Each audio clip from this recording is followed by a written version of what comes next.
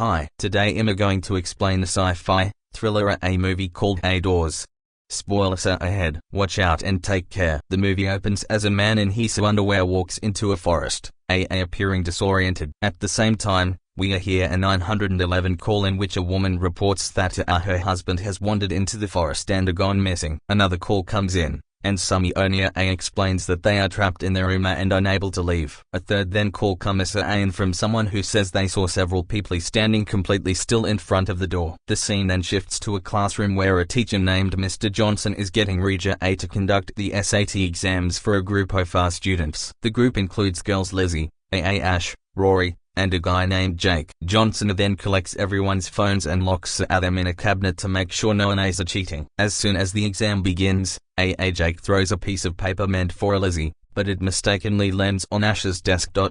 She picks it up and realizes that Jake is inviting Lizzie to make out afterward. When Johnson notices the disruption, he urges the students to focus on their papers. Shortly after, the phones locked in the cabinet start ringing constantly, causing a distraction in the exam hall. Johnson also receives a call, and when he answers it, he's visibly distressed by what he hears. He then asks Rory to keep an eye on the other students before abruptly exiting the room. Some time passes, but the teacher still doesn't return. The phones in the cabinet also continue to ring, which worries the students. When Jake can't take it any longer, he gets up and tries to open the cabinet, while Rory asks him to stop. At this moment, everyone hears an announcement over a speaker, instructing the kids to lock themselves in the classroom and not go anywhere. The announcer appears nervous and shaking, sending everyone into a state of panic. The students then turn on the radio to find out what's going on outside. They hear several distressing news reports, revealing that something has landed on Earth and the military is trying to figure it out. Moments later, they hear gunshots from outside, and suddenly a dead bird crashes against the classroom window. Terrified, the group breaks open the cabinet and finally retrieves their phones. They then notice numerous missed calls and texts from their families. During this time, Ash begins to experience strange hallucinations and leaves the classroom, followed by her friends. They are shocked to find the hallway empty, with no teachers or students in sight. The group then comes across a strange door that blocks the entire hallway. When they throw some objects at it, the door immediately sucks them inside. Everyone is terrified by this, but Ash grows curious and suggests they should try it to see where it leads. Her words freak the others out and they immediately leave from there. Regardless, Ash continues to stare at the mysterious door and becomes mesmerized. She is about to enter when Lizzie suddenly appears and pulls her away. However, Ash misinterprets her intentions and begins to kiss Lizzie, which is noticed by Jake. He becomes furious at her for touching his girlfriend, leading to a heated argument between them. During the confrontation, Asha accidentally pushes Jake toward the door, sucking him in along with Rory, who was nearby. This makes her feel guilty, so she ends up entering the portal herself, leaving only Lizzie behind in the hallway. Next, we see some shots of the city, which is now completely deserted after millions of people have gone missing. A news reporter reveals that, while many people have disappeared, some have miraculously managed to return from Theodore. Scientists are trying to figure out what's going on, so they have developed projector knockers. It turns out they deliberately sent volunteers to the mysterious door, who will report back on their experiences when they return. In the next scene, we meet three such volunteers, a couple named Vince and Becky, along with their friend, Patrick. They are instructed that they can only stay under the door for 12 minutes since if they stay longer, the door might take control of them. The trio soon arrives at a house wearing a spacesuit, where they encounter the mysterious door. As they get closer,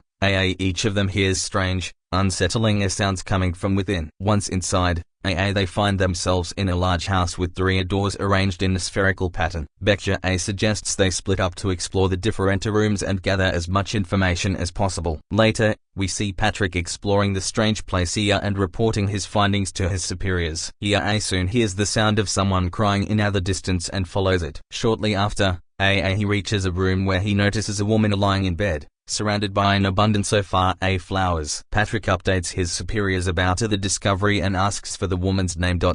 She responds that her name is Rose and scolds him for forgetting her so quickly. This leaves Patrick bewildered, as he has never seen this woman before in his life. Meanwhile, Becky finds herself in a white kitchen with all of the utensils arranged in weird positions. She then notices an empty cradle that is moving by itself. She stops it, and moments later, sees the shadow of a person cast on the door. Meanwhile, Vince enters the third door and informs his team that the room is elegantly furnished. He notices a clock on the wall with the time 3 o'clock, as well as a statue. Moving to another room, he finds a clock displaying 6 o'clock and the same statue, but with a different expression. He then moves on and comes across another clock showing 9 o'clock and the same statue with square-shaped eyes. Returning to Patrick, he tries to communicate with the strange woman, but she suddenly experiences a seizure and begs for his help. Patrick rushes to assist her, but she soon begins laughing, revealing it was all an act. She then pleads with him not to leave her again,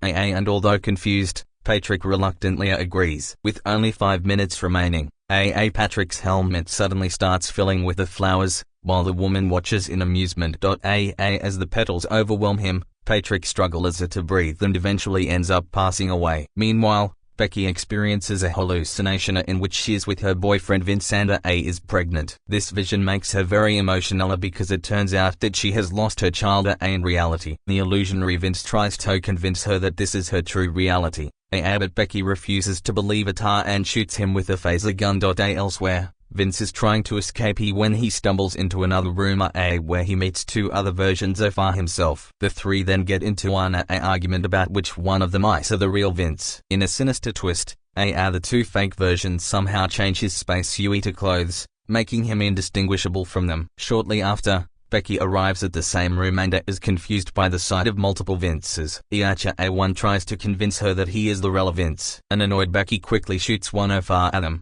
noticing he's wearing winter clothes in the middle of summer. However, she is still unsure about the other 2, so she questions them about their lives and relationships. She eventually manages to identify the real Vince, but then something takes control of her, and she ends up shooting him. This overwhelms her with guilt and she decides to take her own life as well. In the next scene, we meet a scientist named Jim Ladkins, who is listening to a radio in the morning. The news report states that half of the world's population has already gone missing due to the door. We also learn that Project Knockers has failed miserably, with almost all of the volunteers not making it back. As a result, the public is advised to immediately call the police and report any sightings of the door. After this, Jim turns off the radio and heads to a nearby forest. He soon arrives at one of the mysterious stores and sets up his equipment to establish communication with it. After several attempts, the door finally replies, which shocks the man. The door seems to know everything about the scientist, including his name and his social security number. Jim then begins asking the door various questions, and it responds in a friendlier manner, even calling him buddy. Curious, Jim asks where the door came from and what it wants. It reveals that it comes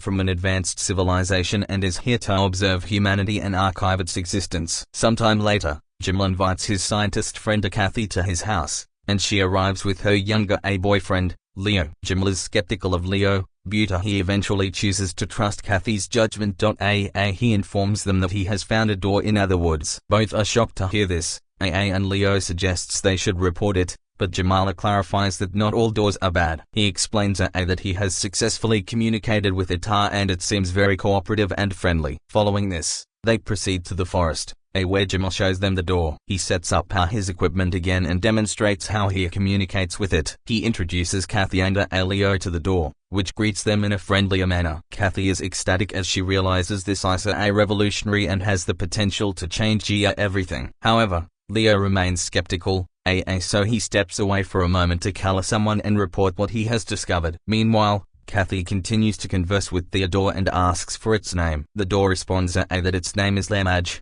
which is actually Jamal spelled backward. Kathy then asks why it is here, and Lamaj explains that it is here to study humans and archive their existence. Hearing this, Kathy becomes very excited and feels that she can uncover the secret so far the entire universe through Lamaj. She tells Jamal that they can finally become the cosmic explorers they've always dreamed of. However, to their dismay, a cop named Ricky arrives, who turns out to be Leo's friend. He immediately points a gun at Kathy and orders her to step back from the door, as it could be dangerous. After that, he arrests Jamal for engaging with the door instead of reporting it, which is against the law. When Ricky asks for his name, the door responds on his behalf, revealing that he is Jamal. This shocks the cop as he has never encountered a talking Dora before. Before Ricky can process this, Kathy strikes him with a branch, causing him to accidentally shoot Leo to death. Horrified, the cop points his gun at Jamal and tries to shoot him, so the scientist asks Lam for help. In response, the door somehow hypnotizes the cop,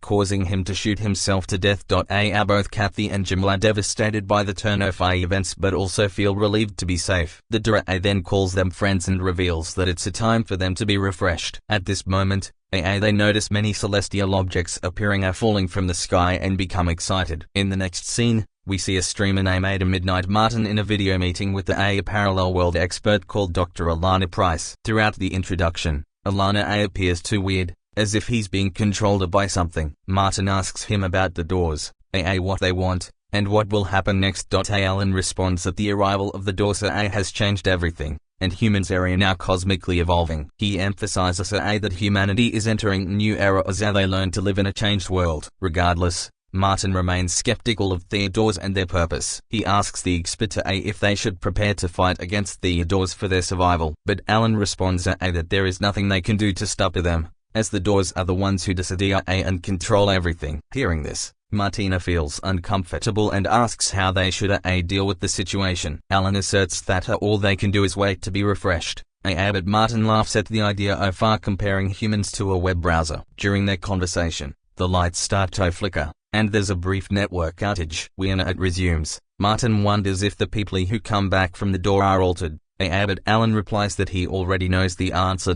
He then calls the streamer by his real name, Paul, which no one else is aware of. Hearing this, is shocked. Martin wonders how Alan knows this, but the latter tells him to accept Theodore, promising that all his fears and insecurities will be erased and refreshed. After that, Martin tries to say something, but Alan predicts what he is going to say each time, leaving him even more confused. In the final scene, something suddenly takes control of Martin, causing him to begin screaming in pain. Meanwhile, Alan observes everything with a weird smiley and urges the streamer to accept the door. After a series of frantic screams and bizarre movements, Martin tears off his clothes. He then suddenly becomes silent and calmly heads upstairs. The movie comes to an end as the broadcast goes off, and Alan greets him with welcome.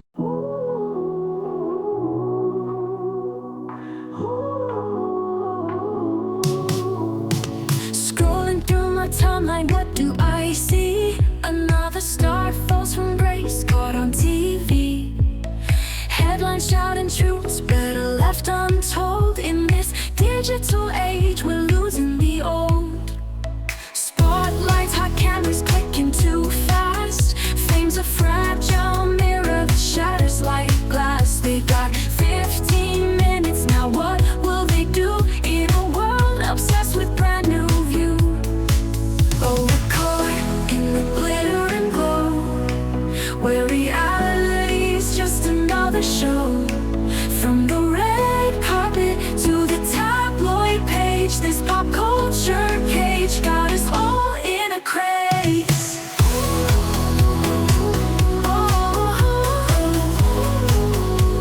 All in a craze. Filters and lights, it's all just a game. Chasing validation in a crowded fame.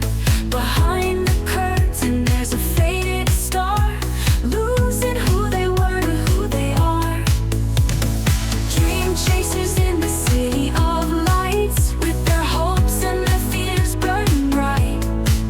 From the silver screen to the trends we share, we're all just chasing shadows in the air. Oh, we're caught in the glitter and glow, where reality's just another show. From the red carpet to the tabloid page, this pop culture cage got us all in a craze.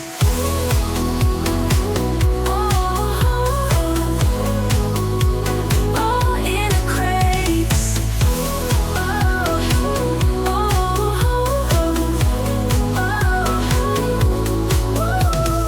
Dream chasers in the city of lights, with their hopes and their fears burning bright. From the silver screen to the trends we share, we're all just chasing shadows in the air.